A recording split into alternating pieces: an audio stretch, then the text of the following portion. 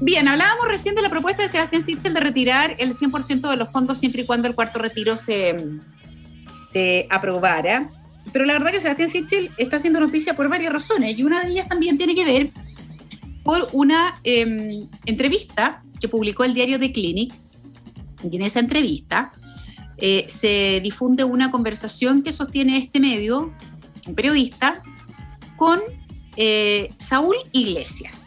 ¿Quién es Saúl Iglesias? Saúl Iglesias es el padrastro de Sebastián Sichel, o más bien fue el marido de la madre, y fue el hombre que lo crió, que le dio su apellido. Sebastián Sichel, hoy día lo conocemos por Sebastián Sichel, pero él ha contado muchas veces, hay un libro, en fin, se llamaba Sebastián Iglesias. Él en el año 2009 cambia su nombre y entonces se llama Sebastián Iglesias Sichel Ramírez, que es el apellido de su madre.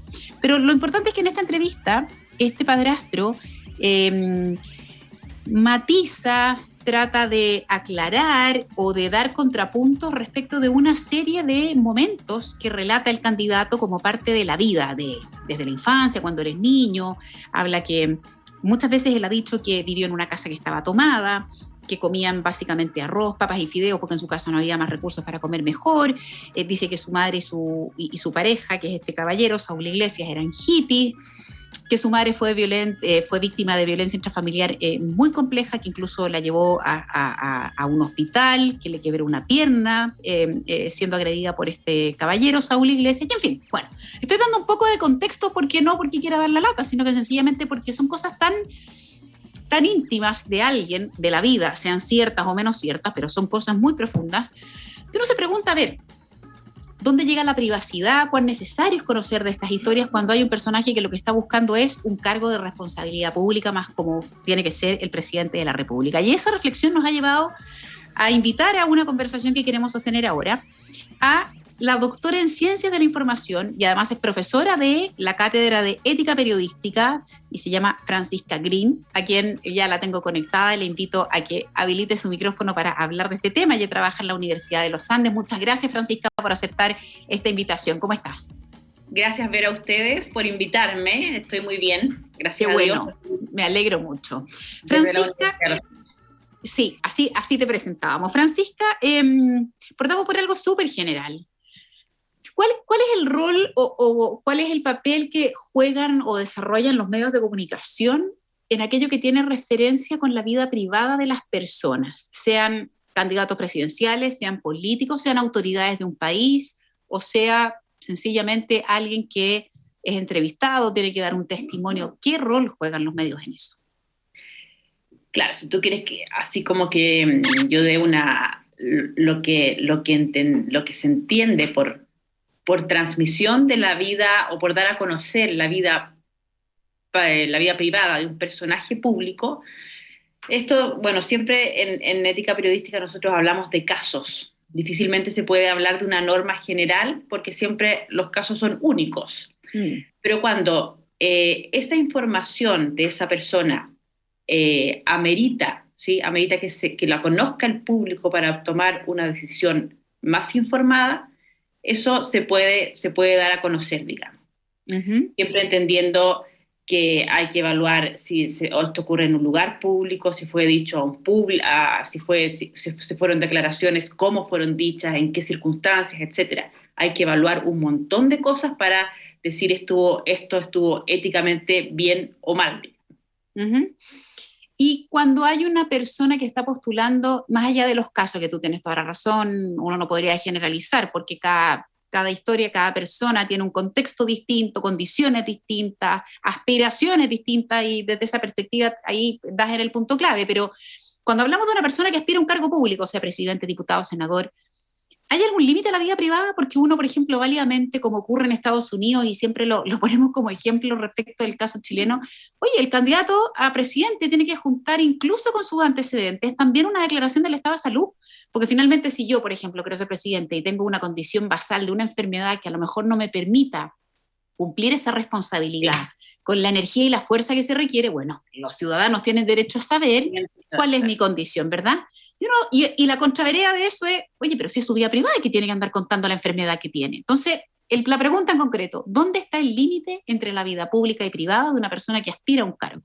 Una persona, claro, una persona que es pública porque está aspirando a un Claro, cargo público. La claro. pregunta es si esa información la necesitan saber los ciudadanos para tomar una decisión más informada referente a ese cargo público que va a ocupar. Ya. No tiene nada que ver, bueno, no, ahí el medio tendría que evaluar que no es de interés público, por lo tanto hay respeto a la vida privada de esa persona. Si eso es de interés público y necesita saberlo el público, valga la redundancia, ahí me parece que es bueno publicarlo, digamos. Ya. Y cuando una persona, que es parte de las críticas que se le ha hecho, de las críticas en campaña política, que se le ha hecho a Sebastián Sichel, es que él ha utilizado mucho su historia personal para conectar con muchos chilenos y demostrar que finalmente él hoy día es una persona que aspira a un cargo público, pero que tiene una historia que tal vez puede ser muy similar a la de muchos chilenos, caso distinto de los antiguos políticos que generalmente tenían condiciones de vida mucho más afortunadas que muchos de los ciudadanos a los cuales aspiraban a gobernar. La pregunta entonces es, cuando una persona recurre a esa historia que es tan personal, ¿le da derecho a los medios de comunicación, a los periodistas, a la ciudadanía, a seguir entrando en esa esfera? Es como esa puerta que muchos dicen, abriste la puerta y ya no la cerraste nunca más. Claro. ¿Le da derecho a la ciudadanía a seguir entrando en un ámbito que el propio candidato o candidata abre? A mí me parece, claro, y aquí conectamos al tiro con el caso, digamos, del medio de Clinique. Él quiso, o sea, Sebastián Sichel quiso hacer pública su vida privada, su vida pasada, digamos. Él escribió un libro, él ha sido entrevistado en diferentes medios, en distintas oportunidades, por lo tanto, eso pasa a ser público, ¿sí? Porque ya él mismo lo dio a conocer.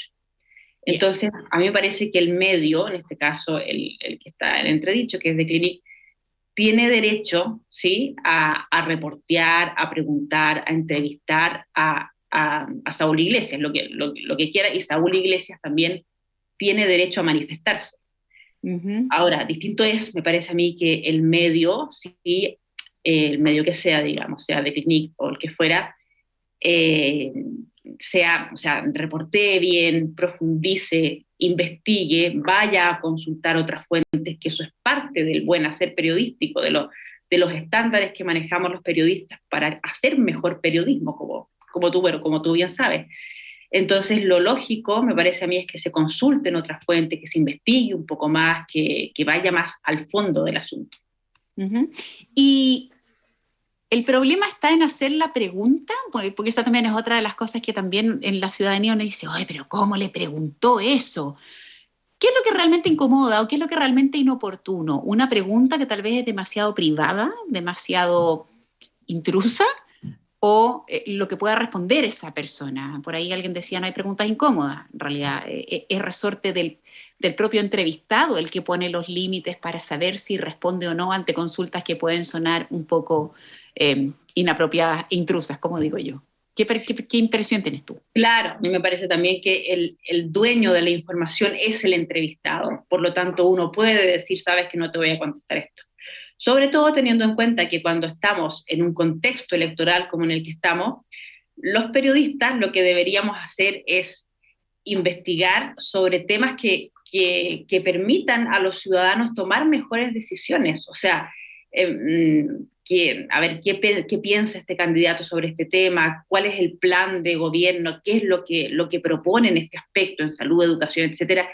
Y por ahí meterse, porque eso en realidad lo que va a servir a las personas, al público en definitiva. Me parece. Qué bueno lo que plantea Francisca, porque si uno se pone así bien pragmática, uno dice, mire, la historia pasada de la persona X, en términos de que no haya sido un delincuente, no haya cometido, qué sé yo, un delito, obviando eso, pero su historia personal, ¿qué importa? Si en realidad lo que todos los ciudadanos debiéramos exigir es que todas las personas que aspiran a gobernarnos tengan las herramientas, las capacidades y la condición ética también para ponerse al mando de un país. Entonces me pregunto yo, ¿por qué crees tú que este tipo de cuestiones hoy día, en los tiempos que vivimos, cobra tanta importancia? Si uno debiera estar pendiente justamente de lo que dices tú, a ver, señor, estamos en un momento difícil, cuáles son las herramientas, qué es lo que propone, cómo lo va a hacer, cómo lo financia, qué quiere, y estamos pensando en la vida de las personas, en cuán pobre o cuán rico fue. ¿Por qué pasa esas cosas, crees tú? Claro, me parece que aquí hay dos cosas, digamos. A ver, siempre a las personas nos interesan las historias de las personas, ¿sí? O sea, a ver, Humanizarlo. humanizarlo, ponerle una cara, ponerle un rostro.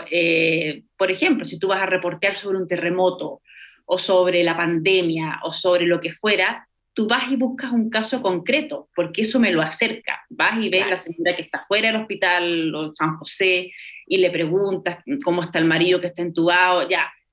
Después entramos a la discusión si hubo sensacionalismo, la música que se le puso a eso, etcétera, pero uno siempre trata de humanizar la noticia y de buscar, y además que a los seres humanos nos interesan las historias sobre personas.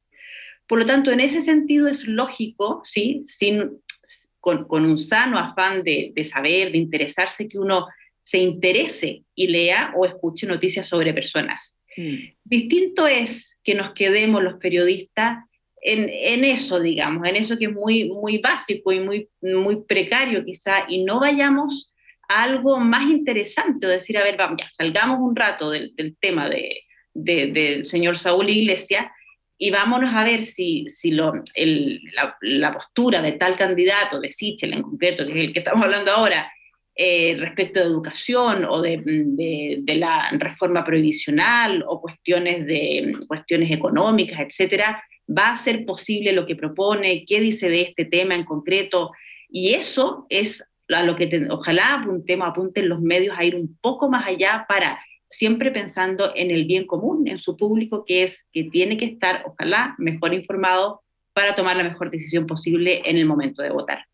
Tal cual, es un tremendo desafío. Desafío. Francisca Green, ella es doctora en Ciencias de la Información y profesora de Ética Periodística de la Universidad de los Andes. Ha sido muy entretenido, me hiciste acordar de mis clases también en la escuela de periodismo, así que estoy segura que además a nuestros auditores también les ha hecho sentido aterrizar esto respecto del rol que tienen no solo los periodistas, los medios de comunicación y también los propios actores que buscan un cargo de responsabilidad tan importante como es el caso también de una elección presidencial. Muchas gracias por tu tiempo, que tengas un buen fin de semana y gracias por compartir con nosotros esta entrevista. Gracias a usted.